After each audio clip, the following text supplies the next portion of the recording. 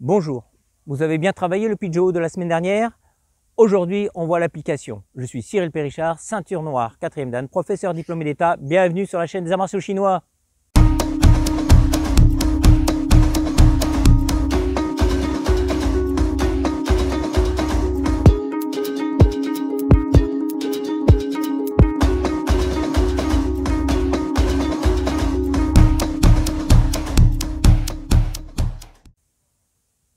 Allez, on y va, on démarre. Bon, là, on va commencer. Donc, comme je disais, on va voir l'application de ce que vous avez vu la semaine dernière. Hein, donc, vous cliquez au-dessus pour ceux qui arrivent juste là. Et vous aurez l'application, pas l'application, pardon, les techniques de ce coude. Ce coup de coude, j'y arrive. Alors, on va le voir en premier sur une frappe, donc un coup de pied. Ici, fouetté, d'accord. Je vais donc au niveau côte flottante, à peu près là au plus fragile.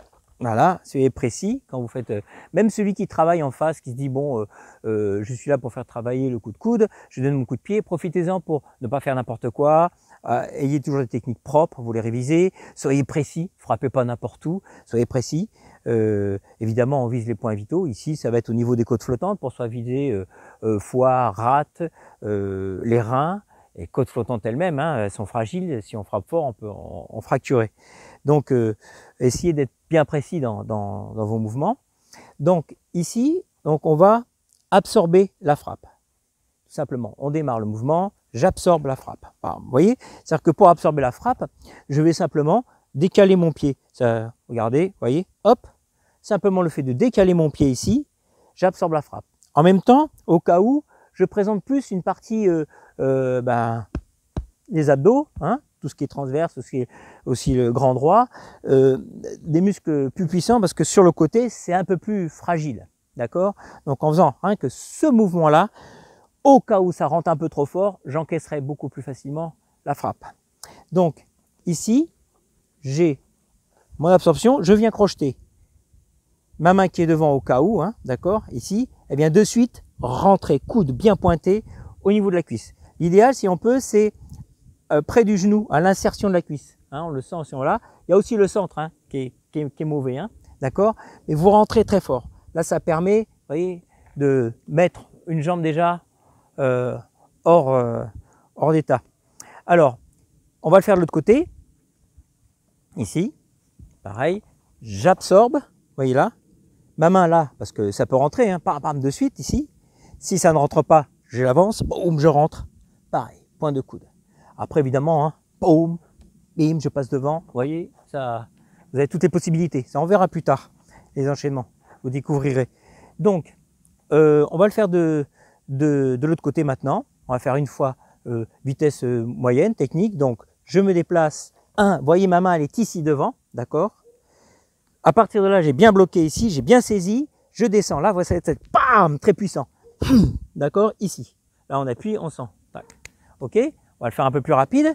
Vous voyez le mouvement là, ici. Vous voyez, j'en bloque. Vous voyez là, ici. Et je rentre. D'accord?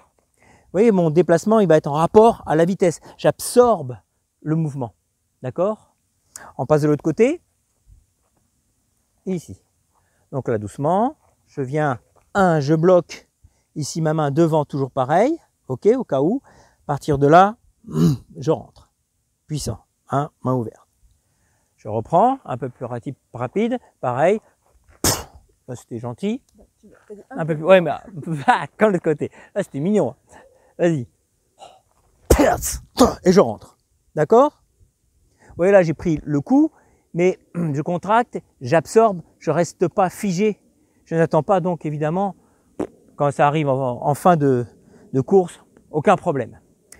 Donc, vous voyez ça, ce mouvement-là, absorbez bien, crochetez de suite, rentrez. Comme je vais voir tout à l'heure, vous voyez, après, il y a plein de possibilités. Que vous amusez-vous déjà chez vous de broder avec votre camarade dans les cours, comme vous voulez.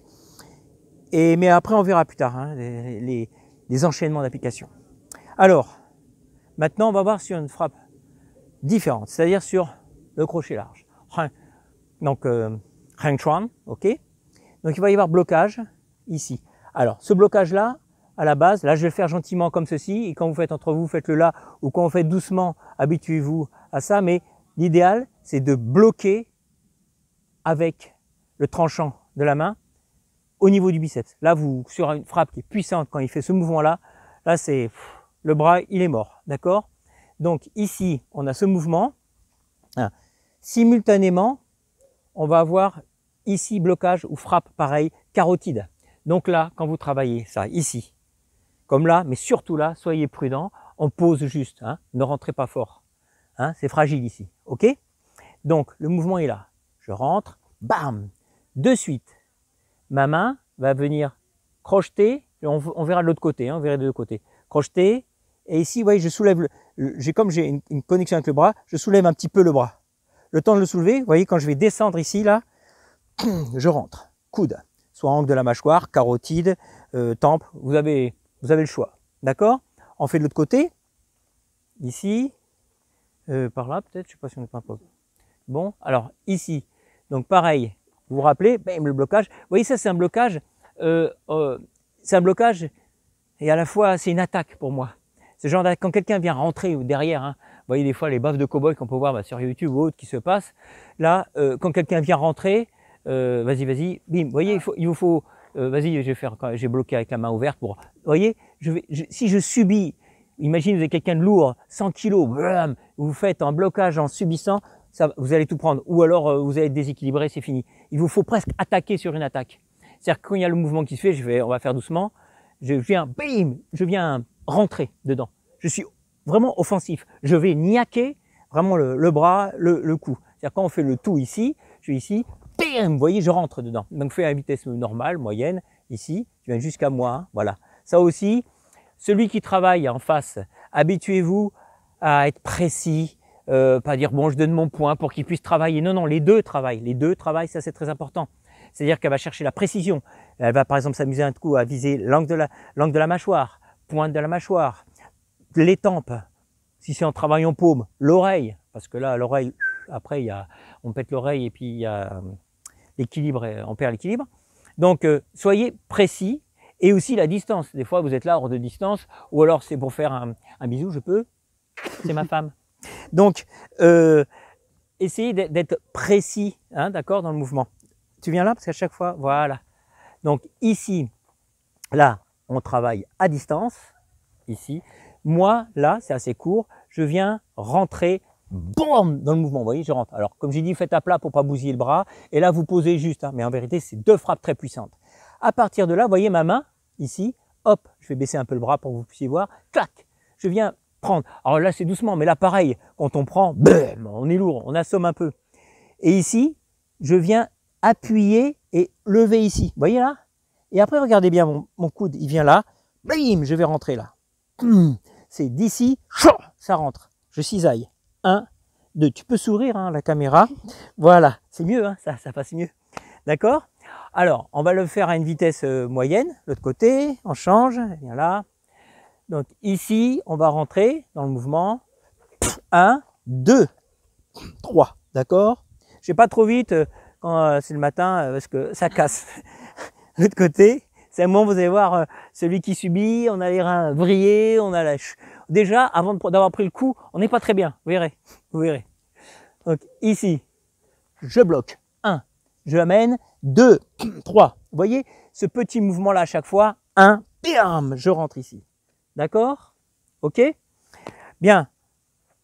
Donc là, je crois qu'on a bien vu la technique. Vous avez des questions? Non, j'entends pas là. Hein, non, vous écrivez en dessous si vous avez des questions, d'accord? Comme ça sera mieux. Parce qu'il n'y a pas trop de commentaires. Alors, s'il vous plaît, j'aimerais bien qu'on anime un peu la chaîne.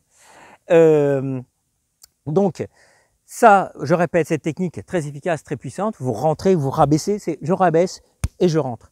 Mais travaillez doucement. Et après, quand vous commencez des deux côtés à sentir le mouvement et tac, tac, tac, eh bien, vous pouvez commencer à travailler rapide. Et je répète, c'est pas parce que vous avez fait un mouvement 5 fois, allez, même 20 fois, ouais, ça y est, c'est intégré, je vais le placer. Non, ne rêvez pas. Les arts martiaux, c'est pas comme je vois des fois, je ne critique personne, enfin, mais je vois des fois des cours en self ou autre où on dit faites ci, tac, tac, en 2-3 fois, on répète et puis c'est bon. Non, quand il y a le stress, il y a tout est oublié, c'est fini. il n'y a que les mouvements qui ont été répétés, on dit d'ailleurs, il y a une étude, c'était 1000-1200 fois, je crois que c'était fait en Suède, où ça devient un réflexe. Ça devient un réflexe, ça rentre dans le cortex, voie épinière, et on le fait automatiquement, on ne réfléchit plus. Et là même en situation de stress, les techniques ressortent.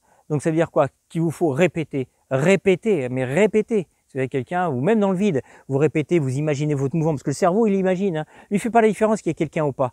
Il ne fait pas la différence dans sa boîte là. Il voit le mouvement, il ressent le mouvement, vous imaginez et vous le faites. Et ça peut sortir. C'est pour ça que vous voyez souvent les arts martiaux, dans tous, la Muay Thai, les mouvements qui se font dans le vide, le Taekwondo pour le Punse, chez nous, bon, le Taolu, Kata, même le Shadowboxing en anglaise, où ils vont travailler, ils imaginent l'adversaire.